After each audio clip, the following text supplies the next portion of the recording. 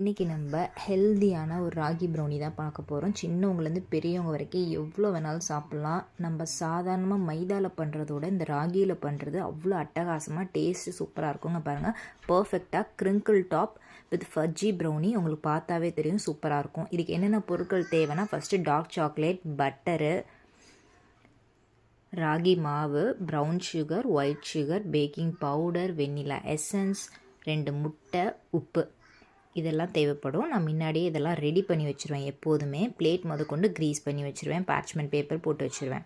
First நம்ம dark chocolates எடுத்துக்கலாம். Brownie பொறுத்த வரைக்கும் நம்ம மெஷர்மெண்ட் டக்குன்னு பண்ணிட்டோன்னா ஈஸியாக பண்ணிடலாம். 170 grams dark chocolate, 90 gram room டெம்பரேச்சரில் இருக்க பட்டரை ஆட் பண்ணிக்கிறேன். நான் டபுள் பாயிலிங் மெத்தடில் கொஞ்சம் கூட கட்டிகள் இல்லாமல் இந்த மாதிரி மெல்ட் பண்ணி எடுத்துக்கோங்க. நீங்கள் சப்போஸ் ஓடிஜியில் வச்சுட்டிங்கன்னா 2 மினிட்ஸ் வச்சுட்டு அதுக்கப்புறம் கண்டினியூஸாக 1 மினிட்டுக்கு ஒரு டைம் கிண்டி விட்டுட்டே இருந்திங்கன்னா இந்த மாதிரி மெல்ட் ஆகிடும். 1/2 teaspoon instant coffee powder add பண்ணிக்கிறேன். நீங்கள் சன்ரைஸ், ப்ரூ எது வேணாலும் ஆட் பண்ணிக்கலாம். இது ஒரு நல்ல ஃப்ளேவரும் ரிச்னஸும் கொடுக்கும். டேஸ்ட்டு சூப்பராக இருக்கும். இப்போ 60 கிராம் ப்ரௌன் சுகரும் 60 கிராம் ஒயிட் சுகரும் நம்ம ஆட் பண்ணிக்கலாம். நீங்கள் கிராம்ஸ் கணக்கில் எடுக்கும்போது ரொம்பவே பர்ஃபெக்டாக வரும் இந்த ப்ரௌனி. இதை நல்ல ஒரு ஃபைனாக அரைச்சிக்கலாம். நம்ம கப்பில் எடுக்கிறதோட கிராம்ஸில் எடுத்தால் நம்மளுக்கு பர்ஃபெக்டாக வரும். ரூம் டெம்பரேச்சரில் இருக்க 2 முட்டை, கண்டிப்பாக ரூம் டெம்பரேச்சரில் தான் இருக்கணும். ஃப்ரிட்ஜிலேருந்து எடுக்கவே கூடாது, டைரெக்டாக எடுத்து யூஸ் பண்ணக்கூடாது. Salt 1 teaspoon, vanilla essence 1 teaspoon, salt ஒரு டீஸ்பூன் சொல்லிவிட்டேன், 1 பிஞ்ச் மட்டும் போட்டால் போதும். ஏன்னா அந்த எக்ஸ்மெல் வராது. அதனால தான் நம்ம முட்டை போட்டோன்னே எப்போதுமே சால்ட்டு டக்குன்னு போட்டுருவோம். வெண்ணிலா எசன்ஸ் போட்டு நல்லா மிக்ஸ் பண்ணிக்கலாம். இதுக்கு பீட்டர் யூஸ் பண்ணிங்கன்னா சப்போஸ் நம்பர் 1லேயே வச்சு யூஸ் பண்ணுங்கள். ஹை ஸ்பீட் வச்சுட்டிங்கன்னா ப்ரௌனி ஹார்ட் ஆயிரும். 1 ஸ்பீடில் இருக்கலே மினிமம் ஸ்பீட் என்னவோ அதை வச்சு யூஸ் பண்ணுங்கள். இப்போ இந்த சர்க்கரையே இந்த முட்டையோட நல்லா கொஞ்சம் கூட கட்டிகள் இல்லாமல் நல்லா கரையிற அளவுக்கு நல்லா மிக்ஸ் பண்ணுங்கள். சப்போஸ் சர்க்கரை கரையாமல் நீங்கள் மிக்ஸ் பண்ணிட்டீங்கன்னா உங்களுக்கு சாப்பிடும்போது ப்ரௌனிக்கு நடுவில் கடுக்குன்னு இருக்கும். ஸோ நல்லா இருக்காது ப்ரௌனி. ஸோ சர்க்கரை நல்லா கரைஞ்சிருச்சான்னு செக் பண்ணதுக்கப்புறம் நம்ம இந்த சாக்லேட் மிக்ஸை யூஸ் பண்ணலாம். 170 கிராம் டார்க் காம்பவுண்டும் 90 கிராம்ஸ் பட்டரும் மெல்ட் பண்ணி வச்சுருந்த அந்த சாக்லேட் மிக்ஸை நம்ம ஆட் பண்ணிக்கலாம். அப்புறம் காஃபி பவுடரும் சேர்த்துருக்கேன் 1/2 டீஸ்பூன்.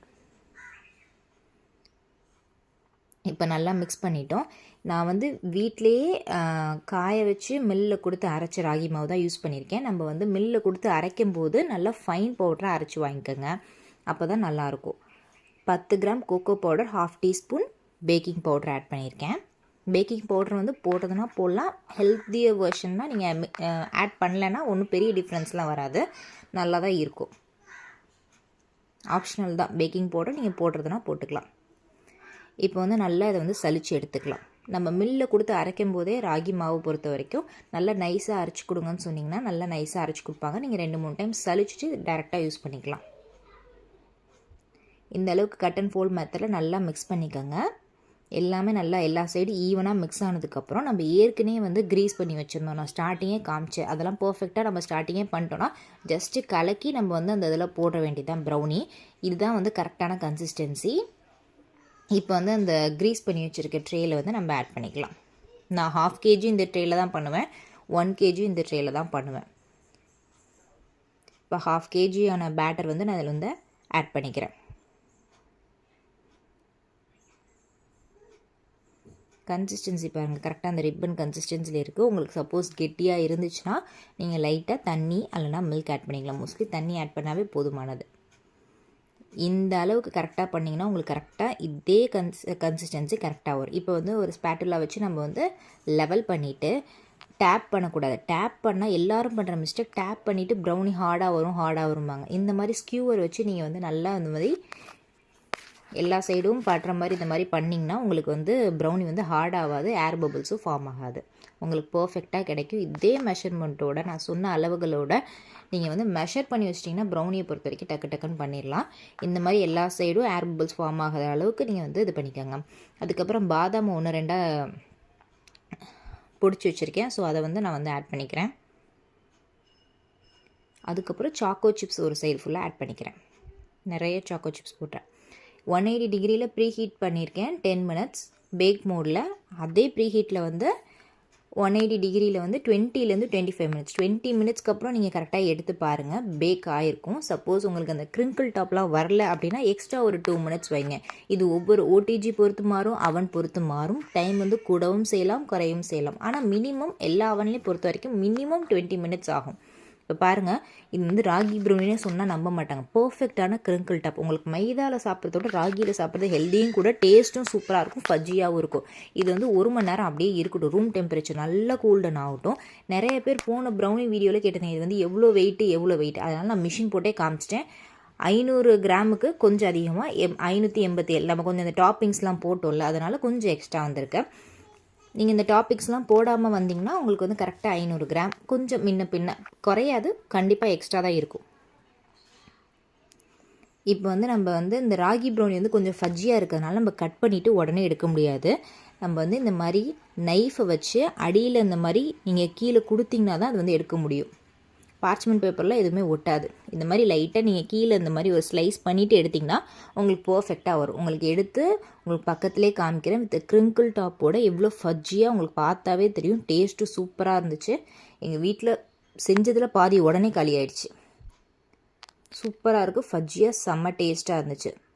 உங்களுக்கு பார்த்தாவே தெரியும் பர்ஃபெக்டாக கிரிங்கிள் டாப்பும் வந்திருக்கு, ஃபஜ்ஜியாகவும் இருக்குது, டேஸ்ட்டும் சூப்பராக இருக்குது, ரொம்பவே ஹெல்தி. யாருமே ராகியில் தான் இது பண்ணியிருக்காங்கன்னு சொன்னால் சாப்பிட்டாங்கன்னா கண்டிப்பாக வந்து இது ராகியில் பண்ணதுன்னா யாருமே நம்பவே மாட்டாங்க.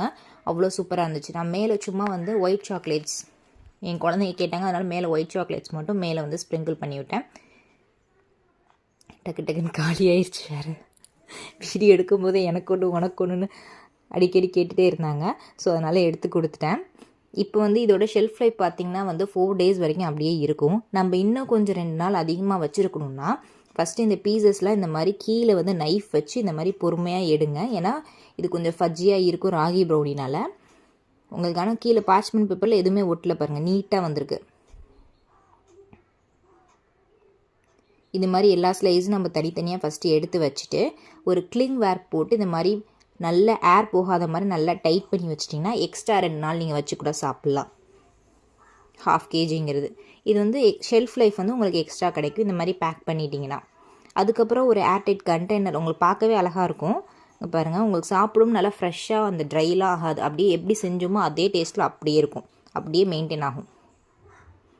இதை வந்து நான் வந்து ஒரு ஏர்டைட் கண்டெய்னரில் போட்டு வச்சுருக்கேன்.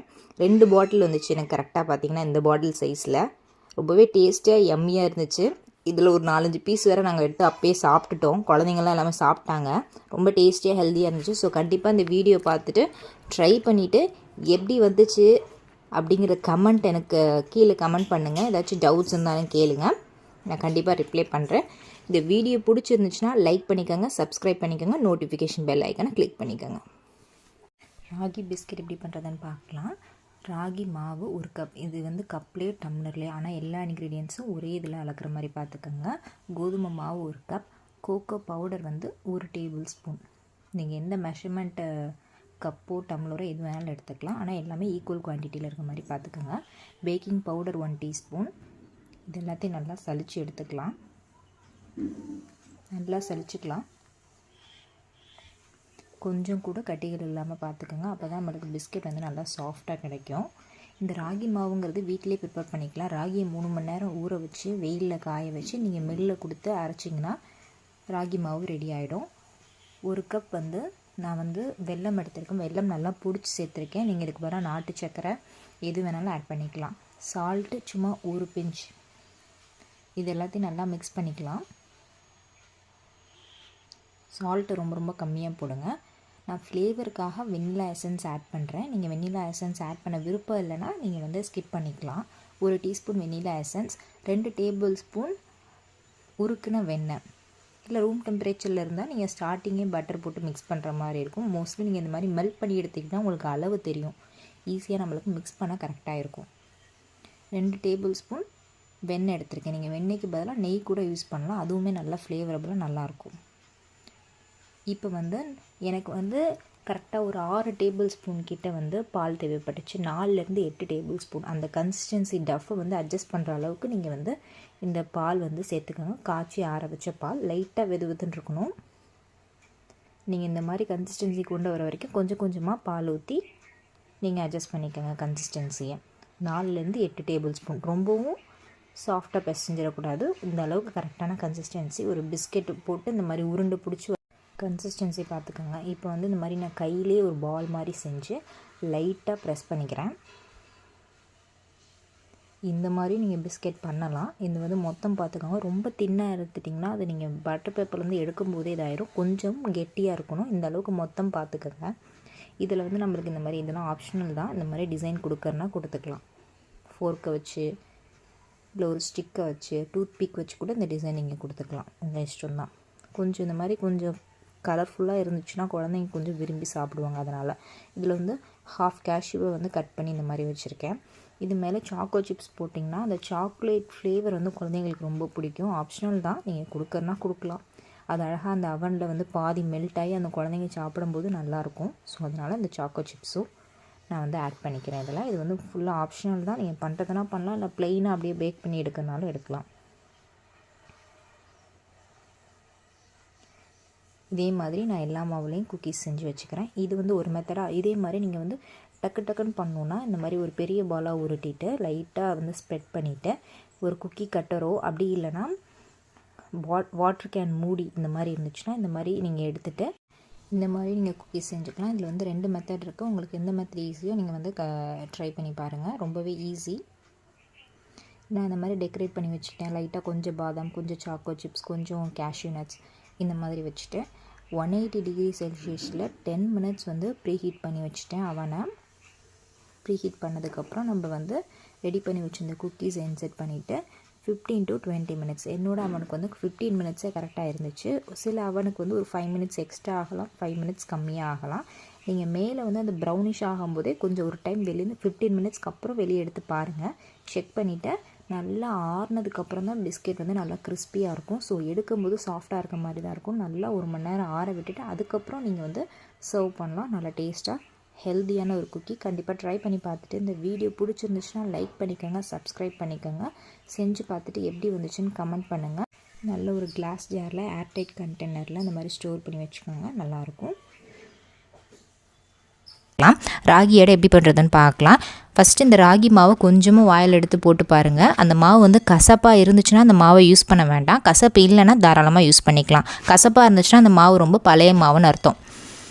கடையில் வாங்கின மாவு தான் யூஸ் பண்ணியிருக்கேன். நான் 2 வெங்காயம், 3 கப் ராகி மாவு, 4 வரமிளகா, ஒரு கைப்பிடி ஃபுல்லாக கருவேப்பிலை. நீங்கள் கருவேப்பிலை பதிலாக நீங்கள் வந்து முருங்கைக்கீரை கூட யூஸ் பண்ணிக்கலாம். ரொம்பவே டேஸ்ட்டு சூப்பராக இருக்கும். ஃபஸ்ட்டு இந்த மாதிரி ட்ரை இன்க்ரீடியன்ட்ஸ் எல்லாத்தையும் நான் வந்து நல்லா மிக்ஸ் பண்ணிக்கிறேன். வெங்காயத்தை நல்லா இந்த மாதிரி உதுத்தூட்டு நல்லா சேர்த்துக்கோங்க. அப்போ தான் வந்து எல்லா சைடுமே நம்மளுக்கு வந்து வெங்காயம் நல்லா மிக்ஸ் ஆகி நல்லா கிடைக்கும். கொஞ்சம் கொஞ்சமாக தண்ணி தெளித்து இது வந்து சப்பாத்தி மாவோட கொஞ்சம் லூஸான கன்சிஸ்டன்சியில் நம்ம பிசைஞ்சு எடுத்துக்கணும். இது வந்து செய்கிறது ரொம்பவே ஈஸி. 2 அடை சாப்பிட்டாவே பெரியவங்களுக்குலாம் நல்லா ஃபில்லிங்காகவும் இருக்கும். ஹெல்த்தியான ரெசிபியும் கூட. இதுக்கு தேவையான உப்பு போட்டு நல்லா மிக்ஸ் பண்ணி எடுத்து வச்சிடலாம். இது வந்து சப்பாத்தி மாவோட கொஞ்சம் கன்சிஸ்டன்சி வந்து கொஞ்சம் லூஸாக இருக்கணும். உங்களுக்கு பார்த்தாவே தெரியும் பாருங்கள். கொஞ்சம் குழக்குழன்னு இருக்கணும். ரொம்ப குழக்குழன்னு இருக்கக்கூடாது. அதாவது ஒரு அந்த அடை தட்டுற அளவு கன்சிஸ்டன்சி உங்களுக்கு பார்த்தாவே தெரியும் எந்த அளவுக்கு லூஸாக பிசைஞ்சிருக்கேன்ட்டு. இது செய்ய கரெக்டாக ஒரு 15 மினிட்ஸ் தான் ஆகும். இப்போ ஒரு பட்டர் ஷீட் அப்படி இல்லைனா வாழை இலை அப்படி இல்லைனா ஒரு பிளாஸ்டிக் ஷீட் எது வேணாலும் நீங்கள் எடுத்துக்கலாம். இது மாதிரி ஒரு பால் மாதிரி உருட்டி வச்சுக்கோங்க. அதுக்கப்புறம் இந்த மாதிரி கையிலே கொஞ்சம் கொஞ்சமாக அப்படியே ஸ்ப்ரெட் பண்ணிங்கன்னா உங்களுக்கு வந்து அந்த ரோட்டி வந்து அப்படியே ஃபுல்லாக ஸ்ப்ரெட் ஆகிடும். நல்லா மெலிசாக தட்டலாம். எவ்வளோக்குள்ள மெலிசாக அவங்களால தட்ட முடியுமோ அவ்வளோக்குள்ள நல்லா ஸ்ப்ரெட் பண்ணி எடுத்துக்கலாம். நான் வந்து பட்டர் ஷீட் யூஸ் பண்ணிக்கிறேன். நீங்கள் வாழை இலையில் எண்ணெய் தடவி கூட யூஸ் பண்ணலாம். அது இன்னுமே கொஞ்சம் டேஸ்ட் இன்னும் கொஞ்சம் நல்லாயிருக்கும். நான் வந்து பட்டர் ஷீட் எடுத்திருக்கேன். உங்களுக்கு வாழை இலையும் கிடைக்கல, பட்டர் ஷீட்டும் கிடைக்கலனா நீங்கள் இந்த பிளாஸ்டிக் எண்ணெய் கவர்லாம் இருக்கும்ல அந்த கவரை கூட கட் பண்ணி நீங்கள் இந்த மாதிரி ட்ரை பண்ணலாம். நல்ல இரும்பு தோசைக்கல்ல கொஞ்சமாக ஆயில் ஊற்றிட்டு நல்லா ஹீட் ஆகணும். அந்த தோசைக்கல்ல நல்லா ஹீட் ஆனதுக்கப்புறம் இந்த மாதிரி ஆயில் போட்டு நல்லா ஸ்ப்ரெட் பண்ணி விடுங்க. இப்போ நம்ம எடுத்து வச்சுருந்த அந்த ராகி ரொட்டியை வந்து இதில் வந்து தட்டிக்கலாம். நம்ம தோசைக்கல்லையும் அந்த காலத்து பாட்டிலாம் தோசைக்கல்லே அப்படியே டேரெக்டாக தட்டுவாங்க. ஆனால் அது கொஞ்சம் மொத்தமாக வரும். நம்ம இது மாதிரி பண்ணும்போது கொஞ்சம் மெலிசாக கிடைக்கும், நல்லா கிறிஸ்பியாகவும் கிடைக்கும். நீங்கள் சிம்லேயே வச்சு எடுத்திங்கன்னா நல்லா முறுமுறுன்னு கிடைக்கும். கொஞ்சம் முறுமுறுன்னு கொஞ்சம் இதாக கிடைக்கணும். நீங்கள் ஹை ஃப்ளேம்லேயே வச்சு ஃபஸ்ட்டு ஒரு ரொட்டி வேகத்துக்கு மட்டும் தான் லேட் ஆகும். அதுக்கப்புறம் தோசைக்கல் சூடாகிடுச்சுன்னா டக்குன்னு எல்லா ரொட்டியும் நீங்கள் திருப்பி போட்டுலாம் ஹை ஃப்ளேம்லேயே வச்சு போட்டுடலாம். ஃபஸ்ட் ரொட்டி மட்டும் கொஞ்சம் சிம்மில் வச்சு போடுங்க. இந்த மாதிரி கலர் ஃபுல்லாக சேஞ்ச் ஆகும். நல்ல ஒரு சாக்லேட் கலரில் வருது, டார்க் ப்ரௌன் கலரில் வரும். ரொம்பவே ஹெல்தி. குழந்தைங்களுக்குலாம் சின்ன வயசுலேருந்து இது கொடுத்து பழக்குங்க. ரொம்பவே நல்லது, நம்மளுக்கு செய்கிறதுக்கு ஈஸியாக இருக்கும். இந்த வீடியோ பிடிச்சிருந்துச்சுன்னா நீங்கள் லைக் பண்ணிக்கோங்க, சப்ஸ்கிரைப் பண்ணிக்கோங்க. இது மேலே நீங்கள் டாப்பிங்க்கு இன்னும் கொஞ்சம் வெங்காயம் கொத்தமல்லி போட்டுக்கிறதாலும் போட்டுக்கலாம். வெங்காயத்தோடு சாப்பிடும்போது சூப்பராக இருக்கும். இது கூட சட்னி சாம்பார் வெறும் அடையாக கூட வச்சு சாப்பிட்லாம். இன்றைக்கி நம்ம கால்சியம் சத்து நிறையா இருக்க ராகி இடியாப்பம் தான் எப்படி பண்ணுறதுன்னு பார்க்கலாம். சின்ன குழந்தைங்களாம் கஞ்சி மால்ட்டு இந்த மாதிரிலாம் குடிக்க மாட்டாங்க. இந்த மாதிரி ராகி இடியாப்பம் செஞ்சு கொடுத்திங்கன்னா கண்டிப்பாக சாப்பிடுவாங்க. பார்க்கலாம். ஒரு பேனில் 2 கப் அளவு தண்ணி எடுத்துக்கலாம். தண்ணி எந்த கப்பில் அளக்குறீங்களோ அதே கப்பில் ராகி மாவும் அளந்துக்கலாம். 2 கப் தண்ணி, தேவையான அளவு உப்பு, 1 டேபிள் ஸ்பூன் ஆயில். இந்த ஆயில் எதுக்காகனா அந்த மாவு நல்லா சாஃப்டாக இருக்கும், ஒன்றோட ஒன்று ஒட்டாமே இருக்கும்.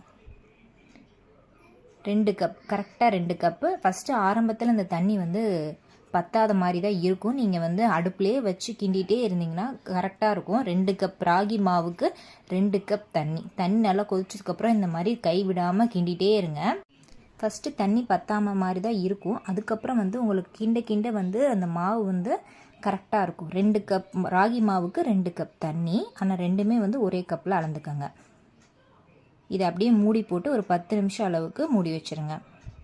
கை பொறுக்கிற சூடு வந்தோன்னா கையில் நெய் இல்லைன்னா ஆயில் இது எது வேணாலும் நீங்கள் அப்ளை பண்ணிவிட்டு கை பொறுக்கிற சூடு வந்தோன்னா இந்த மாதிரி அழகாக பிசைஞ்சு எடுத்துக்கோங்க. நல்லா சாஃப்டாக இருக்கும் இந்த மாவு. நீங்கள் மூடி வைக்கிறனால அதிலே 80% நம்மளுக்கு மாவு நல்லா வெந்துடும். நல்லா சாஃப்டாக வரும். நெய் தடவுனிங்கன்னா இன்னுமே நல்லா வாசமாகவும் இருக்கும், ரொம்ப சாஃப்டாக இருக்கும். இங்கே பாருங்கள், இதுதான் கரெக்டான கன்சிஸ்டன்சி. நம்ம 2 கப் தண்ணி ஊற்றுனதுக்கு மாவு பாருங்கள் எவ்வளோ சாஃப்டாக எப்படி வந்திருக்குன்னு. இதில் தான் கரெக்டான கன்சிஸ்டன்சி பார்த்துக்கோங்க. தண்ணி ரொம்ப விட வேணாம். 2 கப் ராகி மாவுக்கு 2 கப் தண்ணி, உப்பு, எண்ணெய். 10 நிமிஷம் முடிஞ்சதுக்கப்புறம் நம்ம இடியாப்பம் புளியறதுல லைட்டாக ஆயில் இல்லைன்னா நெய் எது வேணாலும் நீங்கள் அப்ளை பண்ணிவிட்டு சின்ன சின்ன உருண்டைகளாக அந்த இதில் போட்டு எடுத்துக்கலாம். போட்டு மூடிட்டு இட்லி கொப்பரையில் நீங்கள் துணி போடாமல் டேரெக்டாக ஆயில் ஊற்றி இந்த இடியாப்பம் புளியலாம். நான் இட்லி துணி போட்டுட்டு அது மேலே நான் அந்த ராகி இடியாப்பத்தை புளிஞ்சு விட்றேன். நல்லா பூ போல் வருது, ரொம்ப டைட்டாகவும் இல்லை, மாவு நல்லா லூஸாக இருக்குது. இது கரெக்டான கன்சிஸ்டன்சி. உங்களுக்கு பார்த்தாவே தெரியும், ஈஸியான பிரேக்ஃபாஸ்ட் டக்குன்னு பண்ணிடலாம். அவ்வளோதாங்க. இட்லி கொப்பரையில் நல்லா தண்ணி கொதிக்க வச்சுட்டு இந்த ராகி இடியாப்பத்தை உள்ளே வச்சுட்டு ஒரு 5 மினிட்ஸில் டக்குன்னு ரெடி ஆகிடும். மூடி வச்சுருங்க.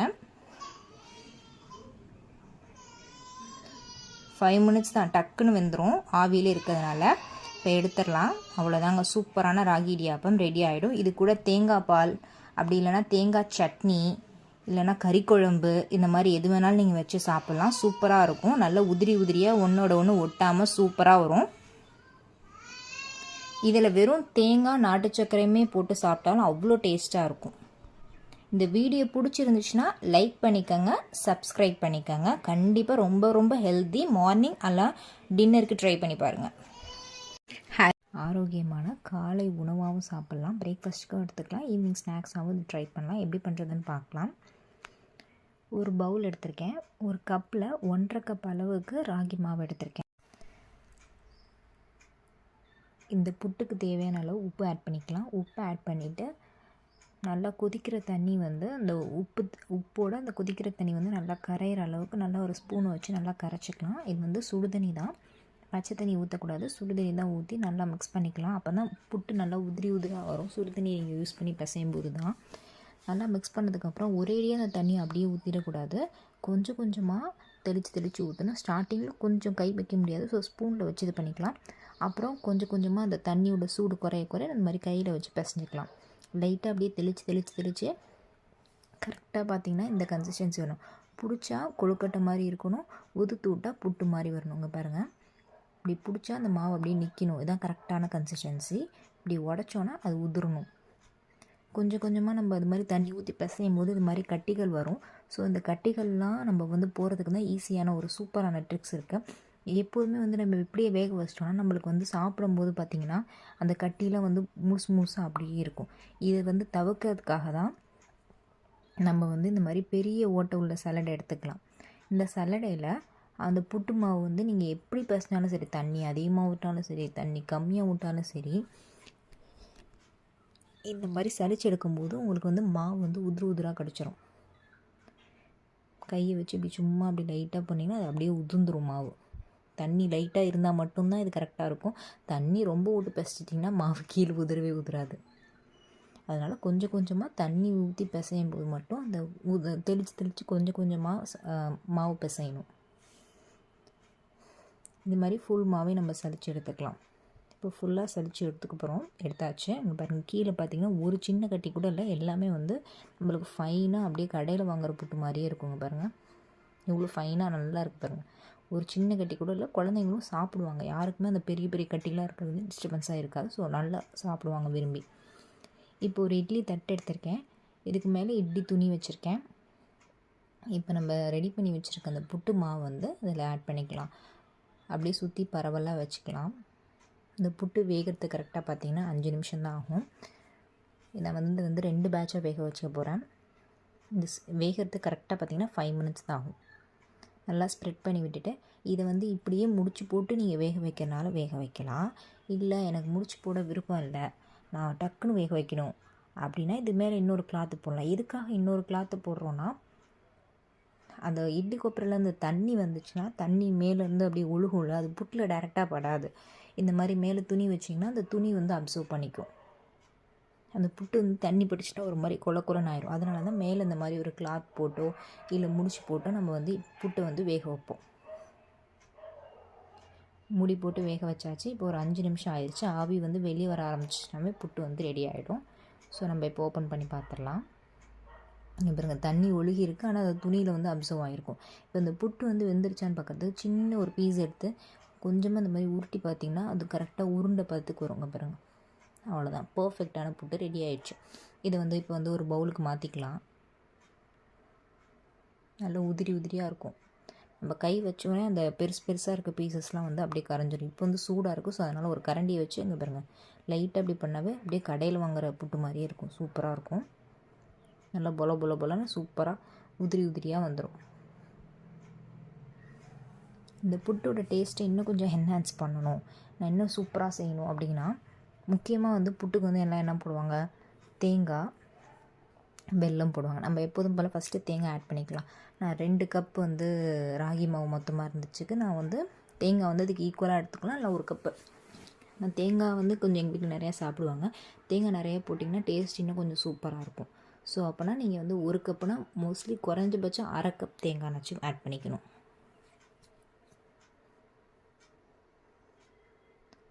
தேங்காய் ஆட் பண்ணி நல்லா மிக்ஸ் பண்ணியாச்சு. எல்லா சைடும் ஈவனாக அந்த தேங்காய் வந்து துருவல் வந்து பட்டுற மாதிரி நல்லா மிக்ஸ் பண்ணிக்கோங்க. இப்போ தான் வந்து அந்த புட்டோட டேஸ்ட்டே வேறு லெவல் கொண்டு போகிறது வந்து இந்த 2 டேபிள் ஸ்பூன் நெய் தான். அவ்வளோ டேஸ்டியாக இருக்கும். அந்த நெய்யோட ஸ்மெல் வந்து லாஸ்ட் வரைக்கும் அப்படியே இருக்கும். இதுக்கு வந்து நம்ம வந்து ஏலக்காய் தூள் 1 டீஸ்பூன் ஆட் பண்ணிக்கலாம். சூப்பராக இருக்கும். இந்த நெய், ஏலக்காய், நாட்டு சக்கரை, அப்புறம் அந்த தேங்காய், அந்த புட்டு செம்ம டேஸ்ட்டாக இருக்கும். கண்டிப்பாக ட்ரை பண்ணி பார்த்துட்டு எனக்கு எப்படி இருந்துச்சுன்னு சொல்லுங்கள். இந்த இன்க்ரீடியண்ட்டில் எதுவுமே மிஸ் பண்ணாதீங்க. வேறு லெவலில் இருக்கும். சின்ன குழந்தைங்க கண்டிப்பாக விரும்பி சாப்பிடுவாங்க. எனக்கு வேண்டவே வேண்டாம்னா சொல்லவே மாட்டாங்க. அவ்வளோ டேஸ்ட்டாக இருக்கும் இந்த புட்டு. இப்போ நாட்டு சக்கரைக்கு பதிலாக நீங்கள் வெள்ளை சக்கரை கூட ஆட் பண்ணிக்கலாம். உங்கள் இஷ்டம் தான். இந்த வீடியோ பிடிச்சிருந்தால் லைக் பண்ணிக்கோங்க, சப்ஸ்கிரைப் பண்ணிக்கோங்க, நோட்டிஃபிகேஷன் பெல் ஐக்கனை கிளிக் பண்ணிக்கோங்க. இட்லி அண்ட் கிறிஸ்பியான ராகி தோசை எப்படி கரெக்டான மெஷர்மெண்ட்டில் பண்ணுறதுன்னு பார்க்கலாம். நம்ம நார்மலாக சாப்பிட்ற இட்லி தோசையோட இந்த மாதிரி இட்லி தோசை நீங்கள் ட்ரை பண்ணிங்கன்னா உடம்புக்கு நல்லது, டேஸ்ட்டும் சூப்பராக இருக்கும். கிறிஸ்பியான தோசை எப்படி பண்ணுறதுன்னு பார்க்கலாம். இதுக்கான நம்ம மெஷர்மெண்ட் எல்லாம் ஒரே கப்பில் இல்லைனா ஒரே டம்ளர் இந்த மாதிரி அளந்துக்கணும். 2 கப் இட்லி அரிசி எடுத்திருக்கேன். 2 கப் இட்லி அரிசிக்கு 3 கப் ராகி. இதுதான் வந்து கரெக்டான ரேஷியோ. நம்ம அரிசியும் ராகியும் ஒன்றா சேர்த்து ஊற வச்சிடணும். ராகியில் நிறைய அழுக்கு இருக்கும். ஸோ அதனால் நல்லா ஒரு 3-4 டைம் நல்லா வாஷ் பண்ணிவிட்டு அந்த தண்ணி க்ளீன் ஆகிற அளவுக்கு நல்லா வாஷ் பண்ணிவிட்டு அதுக்கப்புறம் வந்து நம்ம வந்து ஊற வைக்கணும். இது ஊற வைக்கிறது பார்த்திங்கன்னா குறைஞ்சது மினிமம் ஒரு 2-3 மணி நேரம் வரைக்கும் ஊற வைக்கணும். ஊற வச்சுட்டு நல்ல தண்ணி ஊற்றிட்டு நம்ம வந்து மூடி வச்சிடலாம். அதுக்கப்புறம் உளுந்து வந்து 1 டம்ளர், வெந்தயம் 1 டீஸ்பூன், இதையும் நல்லா வாஷ் பண்ணிவிட்டு 2 மணி நேரம் ஊறினதுக்கப்புறம் நம்ம கிரைண்டரில் இந்த மாதிரி போட்டு ஆட்டி லைட்டாக தண்ணி தெளித்தாதான் மாவு வந்து ஃப்ளஃபி ஆகும். அப்பப்போ தண்ணி தெளித்து இந்த மாதிரி ஆட்டி விட்டு இதான் வந்து கரெக்டான கன்சிஸ்டன்சி உளுந்து வலிக்கிறதுக்கு. இந்த அளவுக்கு சாஃப்டாக நல்லா ஃப்ளஃபியாக இருக்கணும். அப்போ தான் இட்லி நல்லா சாஃப்டாக வரும். நெக்ஸ்ட்டு அரிசியும் ராகியும் இந்த மாதிரி ஆட்டி எடுத்துக்கலாம். அரிசி வந்து சீக்கிரம் மசிஞ்சிரும், ஆனால் ராகி மசிய கொஞ்சம் லேட் ஆகும், டைம் எடுத்துக்கும். இதான் வந்து கரெக்டான கன்சிஸ்டன்சி. இந்த ஸ்டேஜில் நீங்கள் வந்து வலிச்சுக்கலாம். இதுக்கு தேவையான அளவு உப்பு போட்டு கையில் கரைச்சாதான் இட்லியும் நல்லா சாஃப்டாக வரும். அதனால் வந்து உப்பு போட்டு நல்லா கையில் இந்த மாதிரி கரைச்சி விடுங்க. அப்போ தான் மாவு நல்லா புளிக்கும். இது வந்து மூடி வச்சிடலாம். ஃபர்மெண்ட் ஆகட்டும் 5-6 மணி நேரம். இந்த அளவுக்கு நல்லா மாவு நல்லா புசு புசுன்னு பொங்கி வந்திருக்கு. இதனால் கையில் கரைச்சதுனால. சப்போஸ் நீங்கள் மிக்சியில் ஆட்டுறீங்கன்னா இட்லி வந்து ஃப்ளஃபியாக வராது. கிரைண்டரில் ஆட்டினா மட்டும்தான் இட்லி வந்து ஃப்ளஃபியாக வரும். இதை நல்லா மிக்ஸ் பண்ணிவிட்டு இட்லி கொப்பரையில் தண்ணி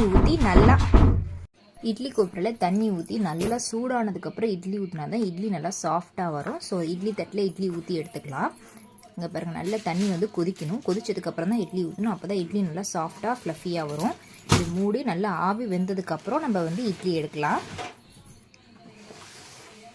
பாருங்கள், உங்களுக்கு பார்க்கும்போதே தெரியும். இப்படி கையில் வச்சு அந்த இட்லி வந்து ஒட்டாமல் வரணும். தண்ணி தொட்டு இப்படி கையில் எடுத்துன்னா இட்லி ஒட்டாமல் வந்துச்சுன்னா இட்லி வந்து ரெடி ஆகிடுச்சு. இதை வந்து நம்ம தனியாக எடுத்துடலாம். இதுக்கு தண்ணி தெளிக்கணும் இல்லை, நீங்கள் கமுத்து வச்சுட்டு லைட்டாக ஒரு 5 நிமிஷம் அப்படியே விட்டுட்டிங்கன்னா அது அழகாக தண்ணி தெளிக்காமல் அழகாக இட்லி நல்லா சூப்பராக ஃப்ளஃபியாகவே வந்துடும். சூப்பராக இருக்கும், ரொம்பவும் ஹெல்த்தியானது கூட. இது கூட வந்து நான் வந்து கார சட்னி, வெங்காய சட்னி, தேங்காய் சட்னி, இந்த 3 சட்னியுமே இந்த இட்லிக்கு வந்து சூப்பரான காம்போவாக இருக்கும். சாம்பாருமே நல்லாயிருக்கும். சூப்பரான இட்லி ரெடி. இதே மாவில் நான் அன்னைக்கு தோசையும் ஊற்றி காமிக்கிறேன். அதுவும் நல்லா கிறிஸ்பியாகவும் வருங்க. பாருங்கள், தோசைக்கல்ல நல்லா ஹீட் ஆனதுக்கப்புறம் நல்லா மெலிசாக நல்லா ரோஸ்ட் மாதிரி வரும் தோசை. சூப்பராக வரும் தோசை. எண்ணெய் ஊற்றிக்கலாம். இந்த ரேஷியோ மட்டும் போட்டிங்கன்னா கரெக்டாக பர்ஃபெக்டான தோசை வரும். இந்த வீடியோ பிடிச்சிருந்தா சப்ஸ்கிரைப் பண்ணிக்கோங்க.